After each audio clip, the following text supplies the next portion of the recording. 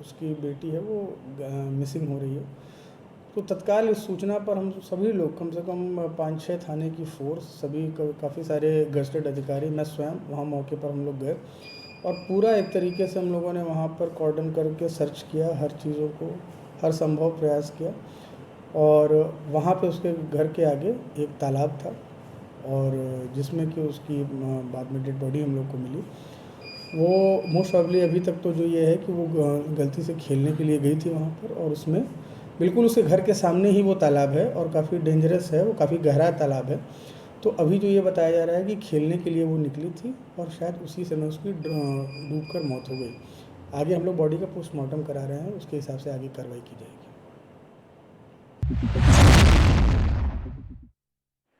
टीकमगढ़ में एक चुनावी रैली को संबोधित करते हुए कांग्रेस विधायक कुणाल चौधरी ने भाजपा पर हमला करते हुए प्रधानमंत्री तथा मध्य प्रदेश के मुख्यमंत्री पर तंज कसा। उन्होंने कहा कि दोनों ही सिर्फ हवा में बातें करते हैं। उन्होंने खुले मंच से प्रशासनिक अधिकारियों को चेतावनी देते हुए कहा कि कांग्रेस की सरकार बनने पर उनको ठीक करने का काम किया जाएगा। उस समय कोई भी मुख्यमंत्री उन्हें बचाने नहीं आएगा। उसका नाम लाल डायरी में जरूर लिख लेना। अगली बार सरकार आएगी, उस सरकारें बदलने के बाद इनको भी ठीक करने का काम करा जाएगा। और सीधी बात प्रशासनिक अधिकारियों से कह रहा हूँ कि आप भी कान खोल के सुन लो। अगर अपनी वर्दियां पहन के काम करोगे, लोकतंत्र के संविधान के मुताबिक काम करोगे तो ज्यादा बेहतर में रहोगे, क्योंकि कोई मुख्यमंत्री बचाने नहीं आता, सिर्फ बड़ी बड़ी बातें करने का काम करता है। अभी बात का पता कर लेना कि टीकमगढ़ में गया था, एक आंदोलन करके आया था, एक थाने वाले ने इन्हीं ओरछा के उन लोगों का कहीं न कहीं कपड़े उतरवा दिए थे, उनकी वर्दी भी उतरवाने का काम कर दिया था। इस बात को समझ लेना, न मंत्री काम आएंगे न मुख्यमंत्री काम आएंगे। यहाँ की जनता जो बात कहेगी अगली सरकार में सिर्फ वही काम आएगा, वही प्यार लेके जाएगा। क्या बोलेगा इनका बिल्ला? भाइयों बहनों, ऐसे ही कहते ना मित्रों, तो ऐसे ही कहते ना भाइयों बहनों, अच्छे दिन आएंगे। कौन से दिन आएंगे? अच्छे दिन आएंगे। और कौन सा धन लाएंगे? काला धन लाएंगे। और एक एक के खाते में कितने रुपए?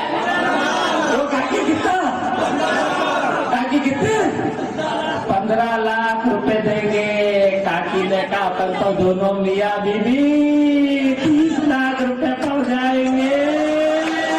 क्या कहते थे कि महंगाई डायन की तरह बढ़ती जा रही है। क्या कहते थे? महंगाई डायन की तरह बढ़ती जा रही है। अब मैंने पूछा भैया ये गैस 1000 रुपए में आ गई, ये डायन क्या हो गई? तो बोले डायन नहीं बची, ये डार्लिंग हो चुकी है। क्या हो गई?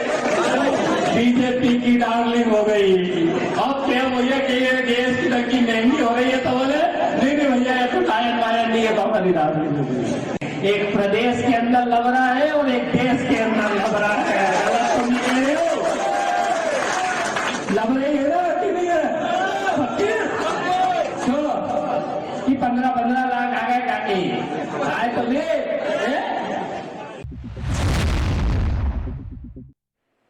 मंजिलें उन्हीं को मिलती है जिनके सपनों में जान होती है। पंखों से कुछ नहीं होता, हौसलों में उड़ान होती है। यह कहावत हीरे की नगरी पन्ना में उस वक्त चरितार्थ हो उठी जब पन्ना टाइगर रिजर्व के गेट 1 अक्टूबर से खोल दिए गए। खास बात यह है कि इस बार पन्ना टाइगर रिजर्व में पुरुष गाइडों के अलावा इतिहास में पहली बार महिला गाइडों को भी देखने को मिली। पर्यटकों को पन्ना टाइगर रिजर्व घुमा रही हैं। पन्ना टाइगर रिजर्व कोर व बफर क्षेत्र को मिलाकर 1598 वर्ग किलोमीटर में फैला हुआ है। यहाँ 70 से अधिक छोटे बड़े बाघ विचरण कर रहे हैं। पन्ना टाइगर रिजर्व की खास पहचान विलुप्त प्रजातियों की दुर्लभ गिद्ध भी हैं, जिनकी 9 में से 7 प्रजातियां पन्ना टाइगर रिजर्व में पाई जाती हैं। इसके साथ ही कई प्रकार के जंगली जानवर भी पन्ना टाइगर रिजर्व में मौजूद हैं, जिनका दीदार करने देश विदेश के पर्यटक पन्ना टाइगर रिजर्व आते हैं। पन्ना टाइगर रिजर्व में इस बार महिलाओं को पर्यटन से जोड़ने के लिए महिला गाइडों को ट्रेनिंग देकर तैयार किया गया है, जो कि अपना कार्य प्रारंभ कर चुकी हैं। अब पन्ना टाइगर रिजर्व में पर्यटकों को पुरुषों के साथ साथ महिला गाइड भी घुमा रही हैं। महिला गाइडों को वन्य प्राणियों के साथ साथ पक्षियों व पेड़ पौधों के बारे में बहुत कुछ सिखाया गया है। इन गाइडों में से कुछ अभी महाविद्यालय की स्टूडेंट हैं, जो पढ़ते भी हैं और गाइड का काम भी करते हैं। उनमें से एक लीला सिंह है और एक आरती रैकवार भी हैं, जिनकी जिंदगी का संघर्ष आपको जीने की ताकत देगा, मुख में मुस्कान बिखेरेगा। जीवन की संतुष्टि के लिए मेहनत और संघर्ष सबसे आवश्यक होते हैं। आप कुछ भी कर लें, बिना संघर्ष के आपका जीवन की नैया को किनारा नहीं मिलने वाला है। जब जीवन का सबसे मूल्यवान सच संघर्ष ही है, तो हमसे ही हर किसी को इससे बचने की कोशिश नहीं करना चाहिए। किसी ने सच ही कहा है कि पसीने की स्याही से जो लिखते हैं इरादों को, उनके मुकद्दर के सफेद पन्ने कभी कोरे नहीं होते। सही ना? के रूप में आपने गाइड की लाइन चुनी है सर, ये बहुत चैलेंजिंग रूम है, वो है सर। ये हमको ये करने में बहुत अच्छा लग रहा है। क्यों चुना आपने इस फील्ड को? वो सर इसलिए चुना, थोड़े हमारे घर के लोग भी इससे जुड़े हुए हैं और सर हम लोगों को इसमें बहुत इंटरेस्ट था, इसीलिए हम लोगों ने चुना। अच्छा लग रहा है? जी बिल्कुल सर, बहुत अच्छा लग रहा है। क्या ट्रेनिंग ली है आपने कभी? यस सर, ट्रेनिंग ली। हमारे जो सीनियर गाइड थे वो पहले हम लोग उन्हीं के साथ जाया करते थे। कुछ दिन ट्रेनिंग हम लोगों की उनके साथ हुई। उसके बाद सर हम लोगों की यहाँ पे MPT में ट्रेनिंग हुई। वहाँ भोपाल से सर लोग आए थे, मैडम लोग, उन्होंने ट्रेनिंग ली थी। तो बेहतर कर पा रही हैं आप? जी सर बिल्कुल, अच्छा लग रहा है? बहुत अच्छा लग रहा है सर। क्या नाम है आपका? मेरा नाम सर आरती रैकवार है। रिजर्व बहुत बढ़िया जगह है। यहाँ पर जो हमने टाइगर देखा, मैडम जी ने हमको टाइगर दिखाया। जो पास में थे ड्राइवर साहब, उन्होंने भी अच्छे से दिखाया हमको वो सुसाइड पॉइंट और जो सब पॉइंट थे, फॉल थे, वहाँ पर लेके गए। और बाद में बहुत अच्छी वो जानवर दिखाए हमको, जैसे कि बालू का जो नीचे ज़मीन खोदता है वो दिखाया। वो बालू जब झाड़ पर चढ़ा था उसके निशान दिखाए। बहुत बढ़िया लगा हमको। क्या नाम है आपका? मेरा नाम मोदी सौरभ है, मैं गुजरात से हूँ। चित्रकूट के अति पिछड़े क्षेत्र मानिकपुर में साईं धाम चमरौना में 3 दिवसीय धार्मिक आयोजन संपन्न हुआ। इस दौरान कलश शोभा यात्रा, पूजन यज्ञ के बाद 10 मुखी मां काली की मूर्ति और भैरव की मूर्ति की स्थापना की गई। भीमानंद महाराज के कर कमलों से भव्य प्राण प्रतिष्ठा और भंडारे का आयोजन भी किया गया। साईं धाम में काली की प्रतिष्ठा से क्षेत्र के लोगों में खुशी और उत्साह देखने को मिला। भीमानंद महाराज के मुताबिक साईं धाम में मूर्तियों की प्रतिष्ठा के साथ साथ क्षेत्रों में शिक्षा और स्वास्थ्य के लिए भी काम किए जाएंगे।